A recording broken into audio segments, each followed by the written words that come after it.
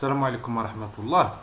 Tahia et un grand salut les étudiants de l'OFPPT et les étudiants du commerce en général. C'est notre premier exercice dans la partie pratique du module de la logistique internationale. Et on va commencer avec une question de la partie théorique sur les préalables d'une opération import-export.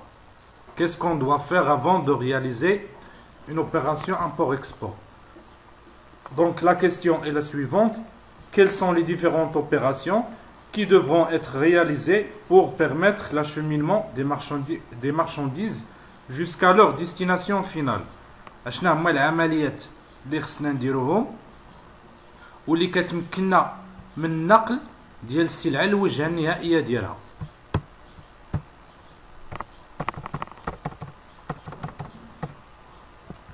إذا غادي نشوفوا هاد الأجوبة اللي عندنا هنا.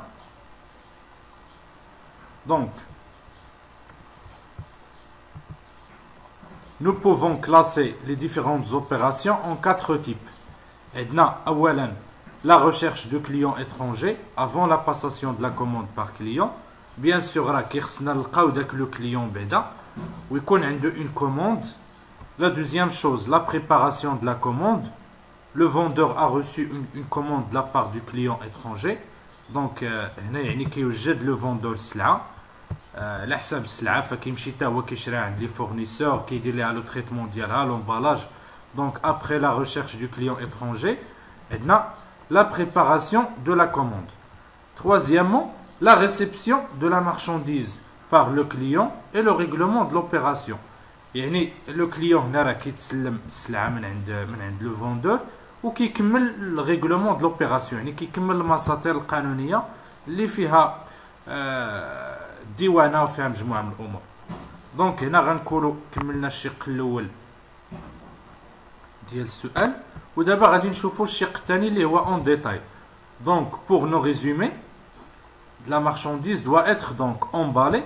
Donc اول حاجه après la préparation de la commande ou bien de la marchandise, on fait l'emballage de cette marchandise. Deuxièmement, charger à l'usine du vendeur sur un moyen de transport pour être acheminé jusqu'au port ou bien aéroport d'embarquement. Donc cela كنقادوها في l'usine ديال le vendeur استعدادا للنقل ديالها يعني le pré-acheminement ديالها للمطار او للبور يعني الميناء او لا كتمشي لو ترونسبور روتيي مثلا. Déchargement dans un magasin du port ou l'aéroport d'embarquement يعني فاش كنوصلوا هاد السلعه للميناء اللي غادي تشحن فيه او المطار اللي غادي تشحن فيه فضروري كنحطوها في ان ماغازان كيكون تما مخصص للسلع. Quatrièmement, le dédouanement export. Donc كنديروا التصريح الجمركي بهاد السلعه عند مصالح الديوانه. Assurer, ça veut dire l'assurance. فكنديروا l'assurance على هاد السلعه واخا هنا على حسب شنو اتفقوا عليه لي دو بارتي. كاين حالات اللي كيتفقوا على لاسيغونس كاين حالات اللي لا يعني ماشي الزاميه 100%. Sixièmement, charger et transporter un navire ou bien un avion jusqu'au port ou aéroport de débarquement. يعني هنا كنشارجيو السلعه سواء في الطائره سواء في لو نافير يعني في الباطو. سابعا le déchargement dans un magasin au port ou aéroport de débarquement. يعني فاش كتوصل السلعه فكننزلوها وكنحطوها في ان ماغازان. هنا لاحظوا معايا استعملنا ديباركمون وهنا امباركمون. دونك لو مون تكنيك اللي كنستعملو بالنسبه للشحن ديال السلعه في الباطو كيتسمى امباركمون و لو ديباركمون هو فاش كنزلو السلعه من لو باطو. دونك امباركمون ديباركمون. ابري اشنو عندنا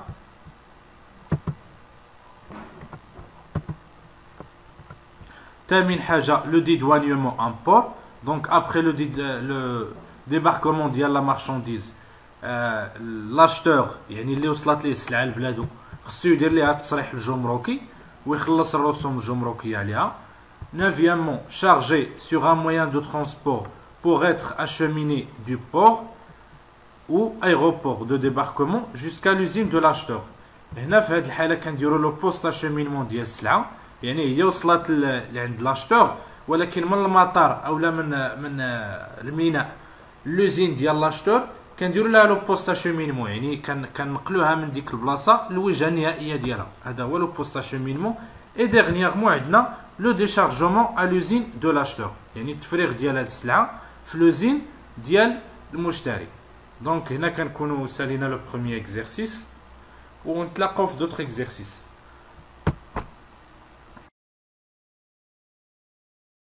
السلام عليكم ورحمه الله. دونك تحيه للطلبه ديال لا فورماسيون برو اللي معنا في لا برونش دو تكنيسيان سبيسياليزي اون كوميرس. بالنسبه لو بروميير اكزرسيس في لا لوجيستيك فانتبهوا معايا. بالنسبه لهاد لا لوجيستيك كاين، بالنسبه لهاد التمرين عفوا، كاين الاخوان اللي مشاو حسبوا لو فريت، واخا هنا في التمرين ما مطلوبش لو فريت، لا، فهاد التمرين مطلوب منك فقط انك تحسب لو نومبر دو كارطون في شاك باليت و لو نومبر دو ديال لي باليت نيسيسير بور بيان سور ترونسبورتي هاد لي 180 كارطون. الوغ انتبهوا، المعطى الاول راه لونتو ليكم بالصفر. Vous souhaitez importer 184 cartons identiques de chaussettes de dimension 50 x 40 x 40 cm et le poids brut de 12 kg. نتفق معكم هنا هاد لي دوني مو باش غادي نحسبوا لو فريت، مي في التمرين ما طلبوش منا نحسبوا لو فريت.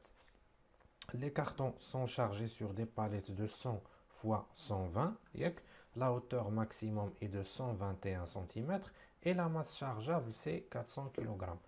Donc نتبعوا شنو مطلوب منا في التمرين. calculer le nombre de cartons à charger sur chaque palette ainsi que le nombre de palettes. Donc نشوفوا كل باليطه شحال ممكن نحطوا فيها من كرتونه، و عندنا 180 كرتونه. هاد 180 كرتونه شحال من باليطه اللي غادي تهزها لينا. دونك هادشي اللي مطلوب في هاد التمرين فقط، وندوزو للتصحيح ان شاء الله. الو ركزوا معايا الله يخليكم، فهادو هما المعلومات ديال التمرين. غادي ناخذوا الكالكولاتريس اللي غادي نحتاجو لها من بعد. فهاد لاباليت الطول ديالها 120 سنتيم كي كيبان لكم هنا في السهم، العرض ديالها 100 سنتيم يعني متر، ولا بواط الطول ديالها 50 سنتيم كي كيبان لكم هنا، العرض ديالها 40 سنتيم، والاتساع ديالها اولا العمق ديالها 40 سنتيم. اذا انا عندي 120 سنتيم ياك. نفرضوا انه قسمت 120، يعني حطيت هاد لابواط بالطول. دونك غادي ندير 120 اللي هو الطول غادي نقسموه على 50. شحال غادي تخرج ليا؟ غادي تخرج ليا 2.4، يعني غادي نحط لابواط الاولى وغادي نحط لابواط الثانيه، وغادي يشيط ليا شويه ديال ليسباس، ولكن خصني نحاول ما امكن ما يشيطش ليا هاد ليسباس. اذا كيفاش غادي نحط هاد الكرتونه؟ غادي نشد 120 وغادي نقسمها على 40 على العرض اولا على العمق. علاش؟ لانه الا قسمت 120 على 40 غادي تعطيني 3، فبالتالي غادي تهز ليا في هاد البلاصه الكرتونه الاولى والكرتونه الثانيه والكرتونه الثالثه. بالنسبه ل 100 سنتيم، ف 100 سنتيم غادي نقسمها على 50 اللي هو الطول. 100 مقسومه على 50 شحال غادي تعطيني؟ غادي تعطيني 2، وبالتالي 3 غادي نضربها في 2 شحال غادي تعطيني؟ غادي تعطيني 6. اذا هاد لاباليت غادي يمكن ليا انه نحط عليها 6 ديال لي كارطون. هنا غادي نشرحها لكم بطريقه اخرى بعد الرسم التخطيطي باش غادي تفهموا. دونك 120 سنتيم فاش غادي نقسمها على 40 فغادي تعطيني 3 ديال لي كارطون. ها الكارطون الاول بالزرق، ها الثاني، ها الثالث. وبالنسبه للعرض فاش غادي نقسم 100 على 50، يعني 100 سنتيم على 50، فغادي تعطيني 2. دونك هانتوما كتشوفوا العرض، عفوا نديرها الثاني هكا، ها لا دوزيام و ها لا تروازيام. دونك هانتوما كتشوفوا في الطول فاش قسمت 120 على 40 قدرت انني نحط 3 ديال لي كارطون، وفي العرض هنا فاش قسمت 100 على 50 حطيت ديال 2 ديال لي كارطون. دونك في الغالب ما شاطش ليا المساحه، جاتني لاباليت هي هذيك. اذا 3 اللي في الطول مضروبه في 2 ديال العرض اش كتعطيني؟ كتعطيني 6. دابا بقى لينا نشوفوا الارتفاع، نشوفوا الارتفاع المسموح به باش نعرفوا شحال من كرتونه غادي نحطوا فوق هادو. اذا بالنسبه للارتفاع بالرجوع للتمرين، فلا هوتور ماكسيموم ديال هاد لي كارطون خصها تكون 121 سنتيم. دونك متر و21، وبغيت نعرف شحال يمكن ليا، شحال من كارطوني يمكن ليا نحط فوق هادو. اذا عندي طولها ديال الكرتونه ها هو قسمته على العرض، الارتفاع ديالها قسمته على 120 عطاني 3، بقى ليا الاتساع ديالها اولا العمق تاعها اللي هو 40 سنتيم. دونك غادي نجيب الكالكولاتريس، 121 اللي هو الارتفاع المسموح به اللي معطي ليا في التمرين، غادي نقسمو على 40. شحال غادي تعطيني؟ غادي تعطيني 3.025. يعني عندي الحق انه نحط 3 ديال الكرتونات وحده فوق وحده. دونك ها هي الاولى ديجا حطيتها، غادي نحط فوق منهم 6 ديال لي كارطون الاخرين، وغادي نحط 6 ديال لي كارطون للمره الثالثه. دونك كارطونه فوق كارطونه فوق كارطونه.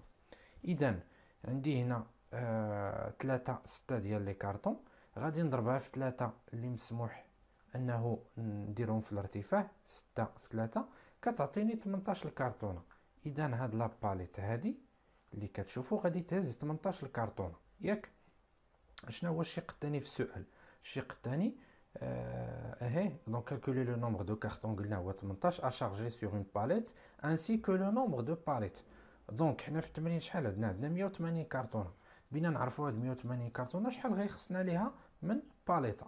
اذا 180 كرتونه مقسومه على 18 كرتونه اللي كتهزها كل باليت كتعطيني 10، وبالتالي ف 10 هو لو نومبر de palettes pour charger 180 cartons. Ok, merci beaucoup. Salam alaikum. On va faire un premier exercice de la logistique internationale, la partie pratique. Donc, le directeur de l'entreprise Logique SA vous demande de compléter le tableau ci-après qui va servir comme glaçoire aux nouveaux stagiaires du département commerce international. Donc, il y a les termes pour la définition.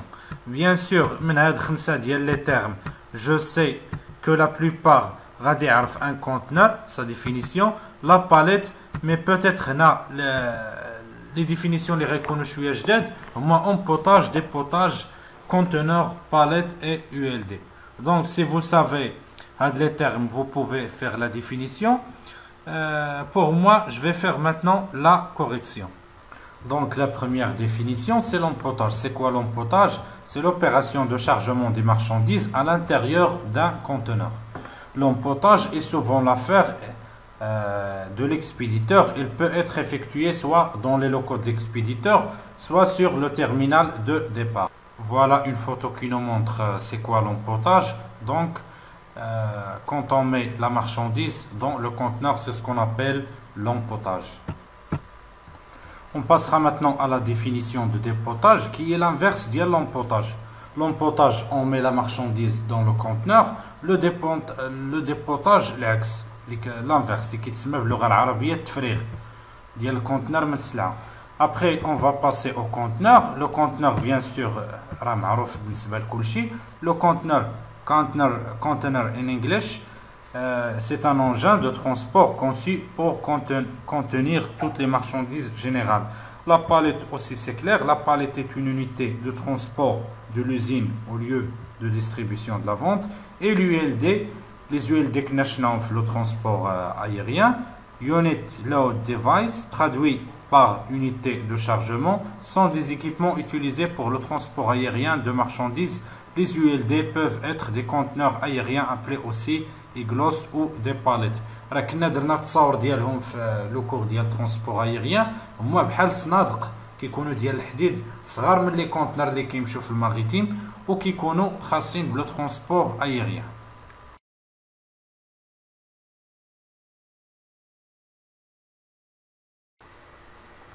السلام عليكم ورحمة الله، مرحبا بكم في التمرين الثاني في لا بارتي تhéorique ديال la logistique internationale, donc la palettisation et la conteneurisation.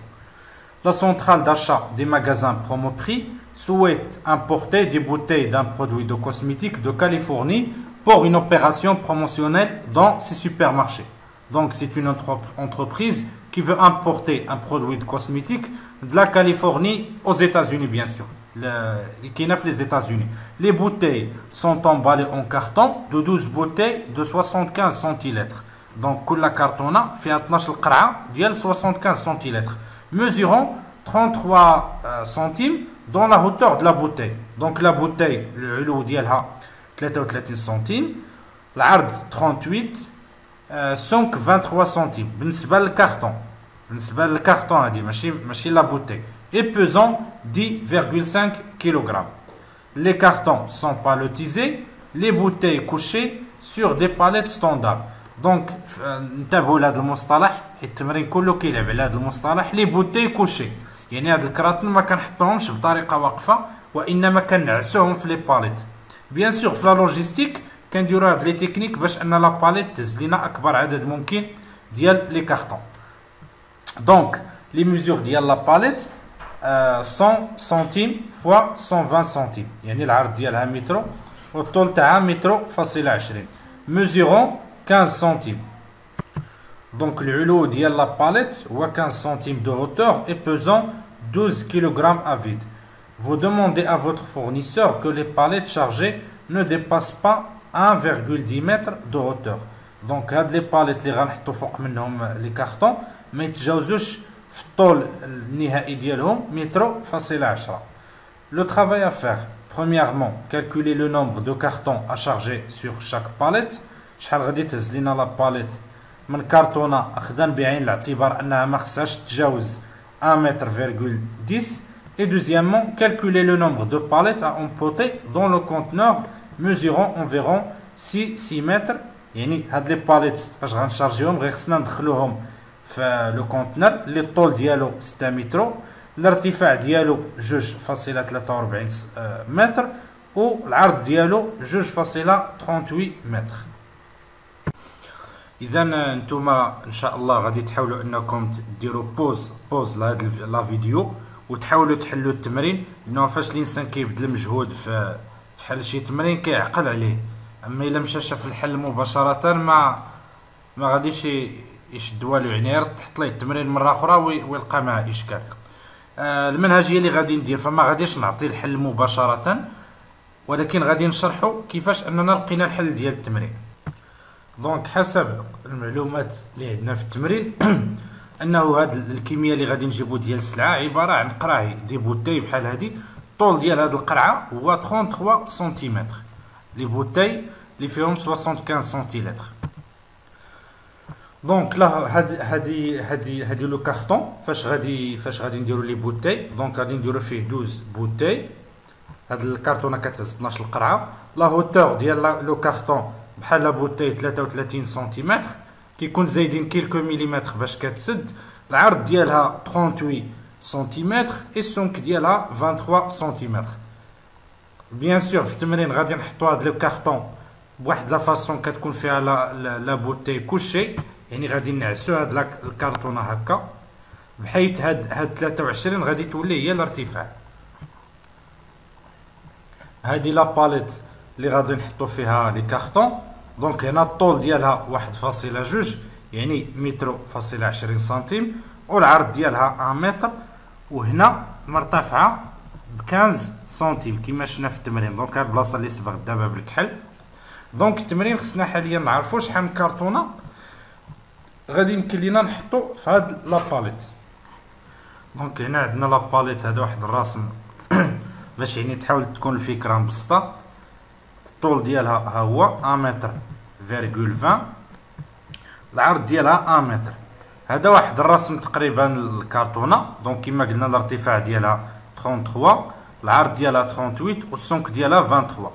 دونك الا شدينا متر و20 ها هو كما هنا في الصوره وقسمنا على 38 اللي هو العرض ديال الكرتونه غيعطينا 3، ها واحد ها جوج ها 3. يعني بالنسبه للطول ديال لا باليت غادي نقدروا نحطوا 3 ديال الكراطن.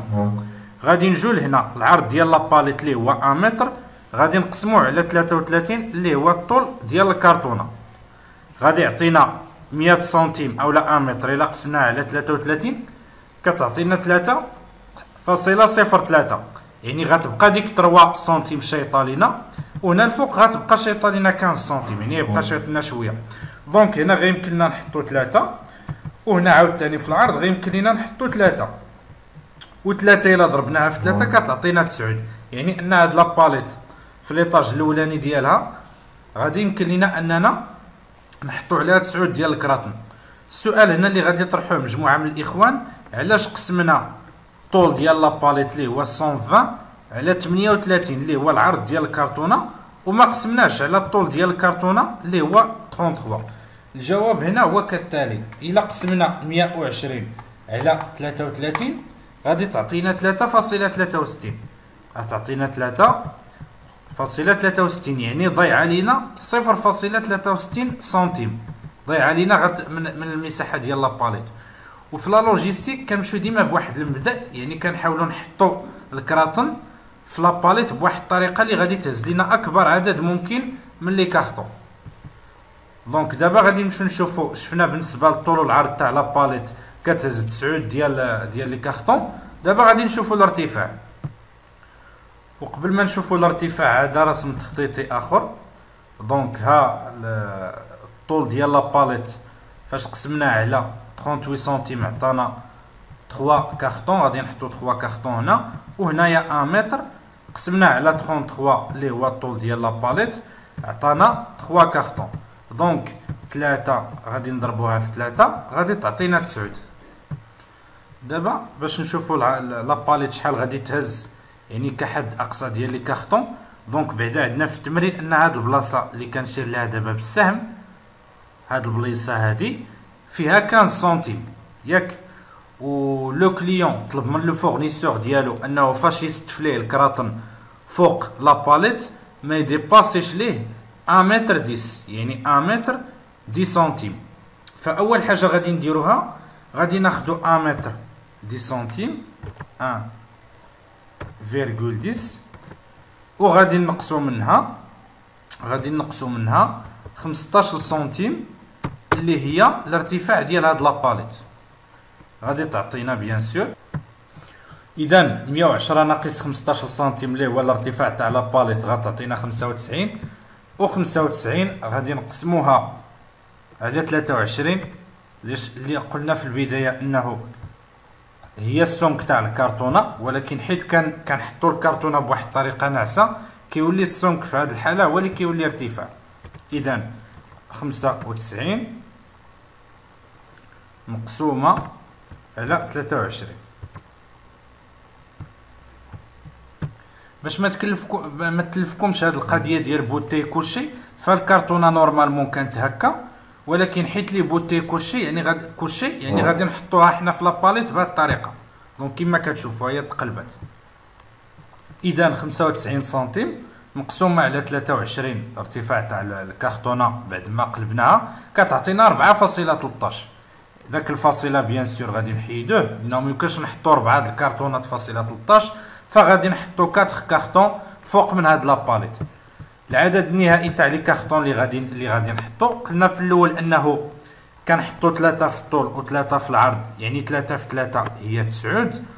غادي نضربوها في 4 د لي كارطون اللي كنحطو في الارتفاع غادي تعطينا في التوتال 36، يعني هاد لاباليت كتهز لينا 36 كارطون. السؤال الثاني قالوا لنا انه ان كونتونور اللي الطول ديالو 6 متر والعرض ديالو عفوا الارتفاع ديالو 2.43 والعرض ديالو 2.38. فهاد لو كونتونور بهاد لي ميزور شحال غادي يهز لينا باليت؟ دونك كناخدو 6 متر اللي هو الطول ديال الكونتونور كنقسموه على 1 متر فيرغول 20 اللي هو الطول تاع لاباليت كيعطينا 5. كناخدو 2.43 الارتفاع تاع الكونتونور كنقسموه على 1 متر فيرغول 10 اللي هو الارتفاع تاع لاباليت بلي كارطون كتعطينا 2.